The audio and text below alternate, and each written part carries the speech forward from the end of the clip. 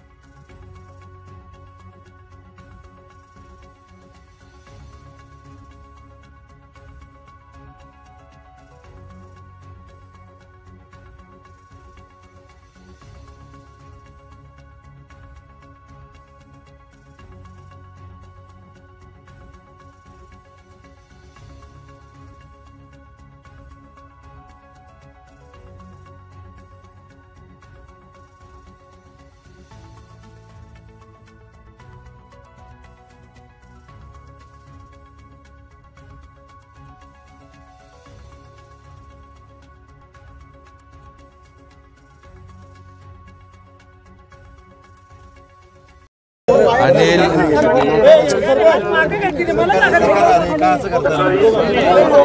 ज्येष्ठ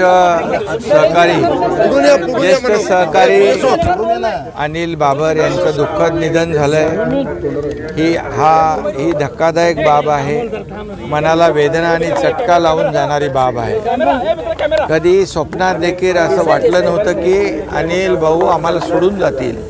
परवाच्या दिवशी त्यांची भेट झाली, कालही त्यांच्याशी चर्चा झाली, परंतु स्वतःचं दुःख वेदना न सांगता दुसऱ्याच्या दुःख आणि वेदनांची चिंता करणारा असा लोकप्रतिनिधी, एक आदर्श लोकप्रतिनिधी, एक सर्वसामान्य म्हणजे अगदी साधी राहणी आणि उच्च विचारसरणी अशा प्रकारचा हा आदर्श आमदार आज आपल्यातून गेलाय।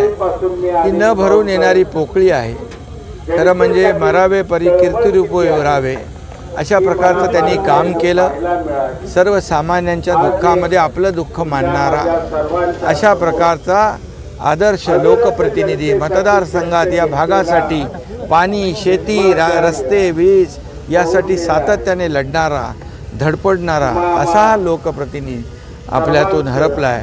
टेंबू योजना सगळ्यात मोठं त्यांचं स्वप्न होतं आणि मुख्यमंत्री म्हणून मला त्यांची ती मागणी सोडवता आली, याचं मला समाधान आहे। टेंबू योजनेचे जनक असं त्यांना लोक म्हणत होते। टेंबू योजना पूर्ण व्हावी असा त्यांचा अट्टाहास होता आणि म्हणून त्यांनी जे सुरू केलेली कार्य आहेत ती पूर्ण करणं हेच त्यांना खरी श्रद्धांजली ठरेल। खरं म्हणजे मला काय मिळालं यापेक्षा मी समाजाला काय दिलं या भावनेने ते काम करत होते। मी त्यांना शासनाच्या वतीने मनापासून भावपूर्ण आदरांजली अर्पण करतो। मनापासून आणि त्यांच्या कुटुंबियांनी या दुःख पचवावं अशा प्रकारची ईश्वरचरणी प्रार्थना करतो.